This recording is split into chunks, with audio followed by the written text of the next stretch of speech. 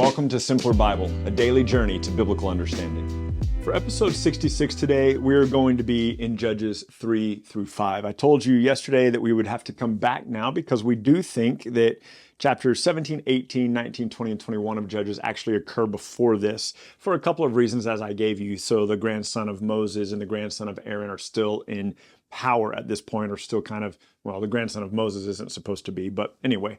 So today we get to look at two different stories. These judges, God raised up judges for the people to lead the people. Remember what we saw, that at this point there's no king. Each person, the tribes are kind of doing whatever they want to do.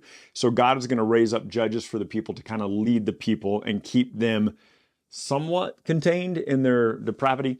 And so today we're going to talk about Ehud and Deborah. And if you'll begin with me in Judges chapter 3, verse 1, it says this: "Now these are the nations that the Lord left to test Israel by them, that is, all in Israel who had not experienced all the wars in Canaan. It was only in order that the generations of the people of Israel might know war, to teach war to those who had not known it before. These are the nations, the 5 lords of the Philistines," that'll be important later in the book of Judges, "all the Canaanites, the Sidonians, the Hivites who lived on Mount Lebanon, from Mount Baal Hermon as far as Lebo Hamath. They were for the testing of Israel, to know whether Israel would obey the commandment of the Lord, which he commanded their fathers by the hand of Moses." That sounds very reminiscent of what we saw in Deuteronomy 8, that God gave them manna every day to test them to see if they would depend upon him. And so these nations are left behind in the land of Israel to see whether or not they'll trust God. So the people of Israel lived among the Canaanites, the Hittites, the Amorites, the Perizzites, the Hivites, and the Jebusites. And their daughters, and this is where it's bad, their daughters took to themselves for wives, and their own daughters they gave to their sons as wives, and they served their gods. So you remember we talked about this before, that in the Song of Moses in Deuteronomy 32, God has already said that I know what's going to happen. If they're going to abandon me, Moses, while you're alive, just wait until you see what they do when you're dead.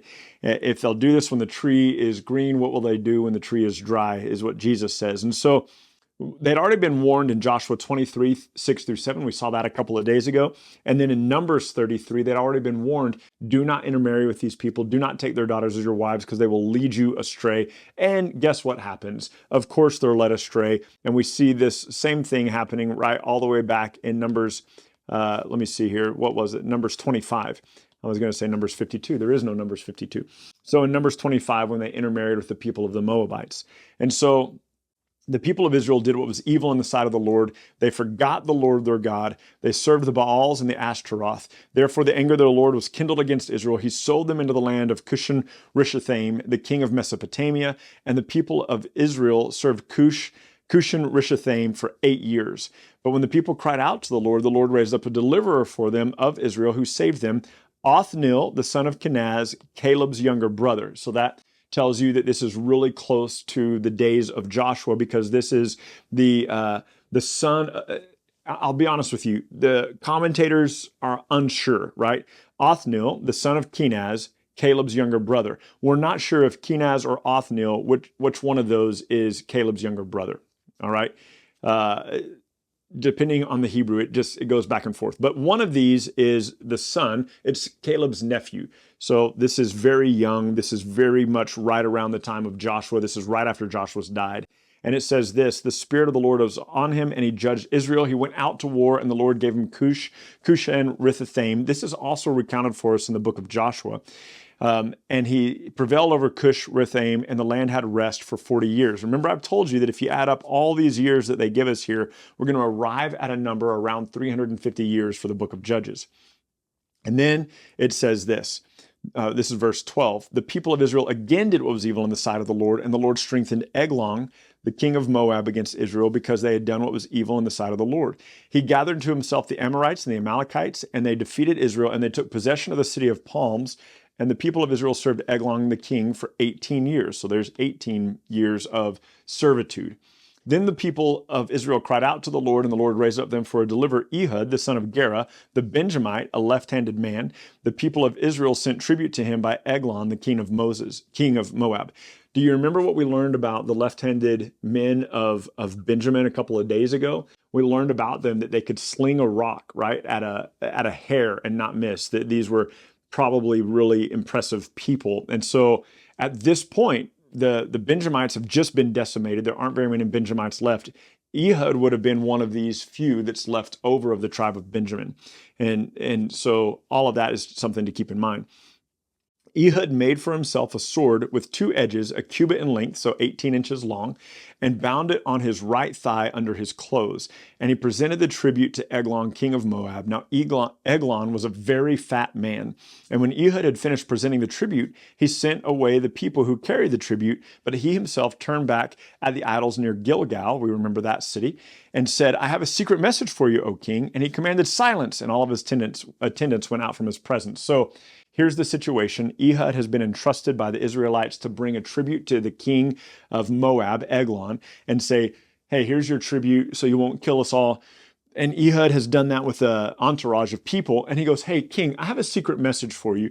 And so the king sends all of his servants out. Ehud's companions have left. And it's just the king and Ehud together in this upper room of the king.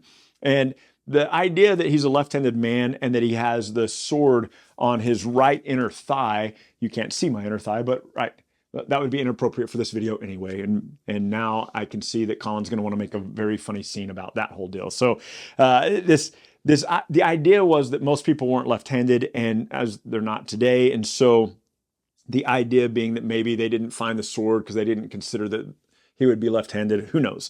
But he comes up to the king of Moab. He goes, I got a secret message for you from God. And he goes, okay, great. What is it? And Ehud came to him, this is verse 20, and as he was sitting alone on his cool roofed chamber, Ehud said, I have a message from God for you. And the king arose from his seat, and verse 21, and Ehud reached with his left hand, took the sword from his right thigh, and thrust it into the king's belly. And the hilt also went in after the blade, and the fat closed over the blade, and he did not pull the sword out of his belly, and the dung came out. So Ehud, with his left hand, stabs King Eglon.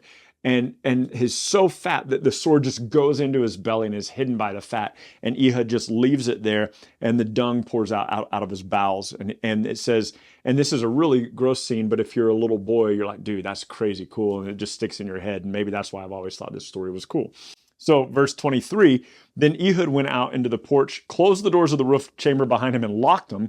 When he had gone, and this part I've always thought was funny, when he had gone, the servants of the king came, and when they saw that the doors of the roof chamber were locked, they said, oh, he's relieving himself in the closet of the cool chamber. So they're like, oh, the king locked the door because he's using the restroom in there. He didn't want to be bothered. He didn't want somebody just to barge in, right? And they waited until they were embarrassed. In other words, they waited to the point where they're like, dude, something is seriously wrong with the king if he's still pooping. Like, that's what they're thinking at this point. And so they finally opened the doors. They took the key. They opened the doors. This is verse 25. And there was their king, the Lord, dead on the floor. Ehud escaped while they delayed, and he passed on beyond the idols and escaped to Sarah. And when he arrived, he sounded the trumpet on the hill in the country of Ephraim. And then the people of Israel went down with him from the hill country, and he was their leader. And he said, follow after me, for the Lord has given your enemies, the Moabites, into your hands. And they went down after him, and they seized the fords of the Jordan against the Moabites, and did not allow anyone to pass over. At that time, they killed 10,000 of the Moabites, all strong, able-bodied men. Not a single man escaped. And Moab was subdued that day under the hand of Israel, and the land had rest for 80 years. After him was Shamgar. We only have Shamgar mentioned in a couple of verses. This is one. After him was Shamgar, the son of Anath, who killed 600 of the Philistines with an ox goad, and he also saved Israel. So an ox goad is like a little stick or a prong to kind of like get the ox to move along, right? The ox isn't moving, so you kind of poke him in the hindquarters to get him moving. This dude went out and killed 600 Philistines with a pointy stick. And I just think, I'm a little bit sad that we don't know more about Shamgar. Like, this is insane. So he goes out and kills 600 Philistines with a pointy stick to deliver Israel. And so Shamgar and Ehud are kind of at the same time. Chapter 4 introduces us to Deborah and a man named Barak. And so pick up with me in chapter 4, verse 1. The people of Israel again did what was evil in the sight of the Lord after Ehud died, and the Lord sold them into the hand of Jabin, the king of Canaan, who reigned in Hazor. The commander of his army was Sisera, who lived in Harosheth Hagoyim, however you say that. And then the people of Israel cried out to the Lord for help, for he had chariots of iron and had oppressed the people cruelly for 20 years. So here's another 20 years. Now, Deborah, a prophetess, and I love this. I love Deborah, the prophetess. There are several prophetesses mentioned in the scripture. Miriam in Exodus 15:20, Huldah, super important prophetess in 2 Kings 22, an unnamed prophetess that Isaiah knows in Isaiah 8, and then Anna the prophetess who beholds the newborn Jesus in Luke 2. And these prophetesses throughout the scripture speak amazing things and beautiful things. And I think because they were not historically the ones that wrote the books, we overlook them. But my goodness, super important. And so Deborah the prophetess, the wife of Lapidoth, was judging Israel at that time. So this is beautiful. She's kind of the ruler over Israel at that time. And she used to sit under the palm tree of Deborah. So she sits under this palm tree and it becomes known as the palm tree of Deborah. Whenever anybody wants counsel, whenever anybody wants advice, they're coming to Deborah for it. And she would sit under this between Ramah and Bethel. Those will be cities that we'll see in Samuel later, in the hill country of Ephraim, and the people of Israel would come up to her for judgment. So she sent and summoned Barak, the son of Abinoam, from Kadesh Naphtali, and said to him, "Has not the Lord, the God of Israel, commanded you? Go and gather your men at Mount Tabor, taking 10,000 people from the tribe of Naphtali and the tribe of Zebulun. And I will draw out Sisera, the general of Jabin's army, to meet you by the river Kishon with his chariots and his troops, and I will give them into your hand." Barak said to her, or Barak said to her, however you say that one, "If you will go with me, I will go, but if you won't go with me, I will not go." And she said, "I will go with you. Nevertheless, the road on which you are going will not lead to your glory, for the Lord will sell Sisera into the hand of a woman." Then Deborah arose and went with Barak to Kadesh. And I'm clearly pronouncing his name differently each time I read it, and I'm sorry for that. I really don't know which way it goes. So I think I've always said Barak. We'll stick with that for now. So Barak called out Zebulun and Naphtali to Kadesh, and the 10,000 men went up at his heels, and Deborah went up with him. Now Heber the Kenite had separated from the Kenites, the descendants of Hobab, the father-in-law of Moses. So that gives us Jael, who we're about to meet, is of the descendants of Uncle Jesse, who we met before, right? Sorry, Jethro, not Uncle Jesse. See, I'm getting in my own head.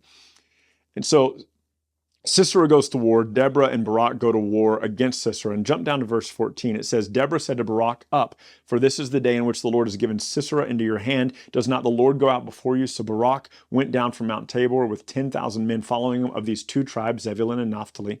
And the Lord routed Sisera and all of his chariots and all of his army before Barak at the edge of the sword. Sisera got down from his chariot and fled away on foot. And Barak pursued the chariots and the army to Harosheth Hagoyim, and all the army of Sisera fell by the edge of the sword. Not a single man was left. But Sisera fled away on foot to the tent of Jael, the wife of Heber the Kenite. For there was peace between Jabin, the king of Hazor, and the house of Heber the Kenite. And Jael came out to meet Sisera and said to him, 'Turn aside, my lord, turn aside to me. Don't be afraid.'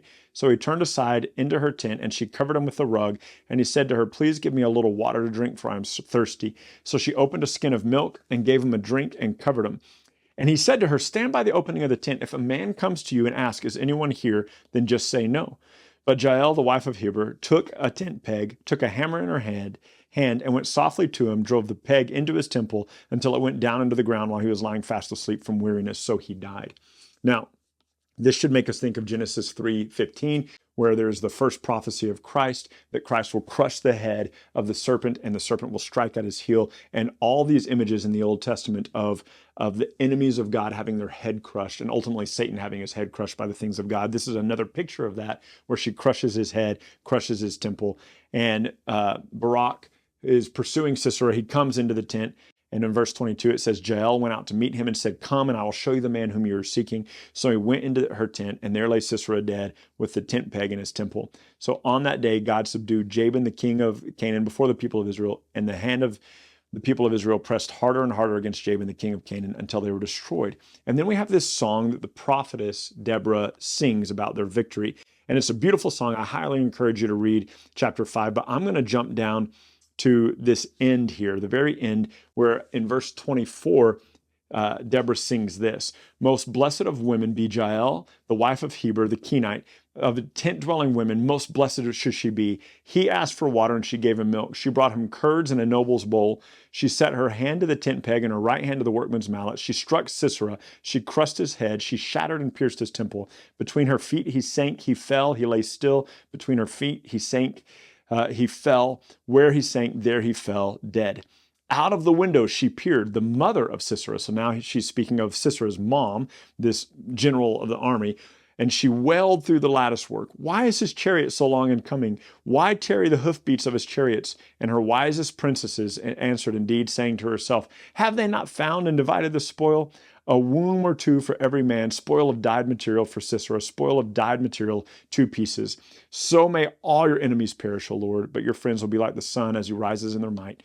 And they had peace for 40 years. So this song that Deborah sings, she says, Jael got victory over Sisera, and Sisera's mom is at home going, when's he coming home? Where is he? And all of Sisera's servants are going, oh, he's taking so long because he's collecting all the spoil. But no, of course not. Her son has died, and God gave them victory over these people. And now Israel will be at rest for 40 years. And what will they do in that time? They will turn away from the Lord, and they will reject him, and they will be unfaithful again.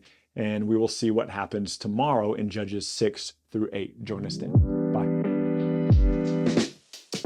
Thank you so much for journeying with us today at Simpler Bible. Together, you and I have looked at another passage of Scripture and come to know the Bible a little bit better and enjoy God more fully. This video, along with all of our videos, can be found at simplerbible.com, where you can enjoy our Through the Bible in a Year course. You can also enjoy a wealth of resources, blog posts that take you a little bit deeper into the text, a Bible study format that you can use with your small groups or your family, and we're creating new content all the time, all with the commitment to help us be people who know and enjoy God more fully. Thank you so much for being part of it, and we can't wait to see you next time.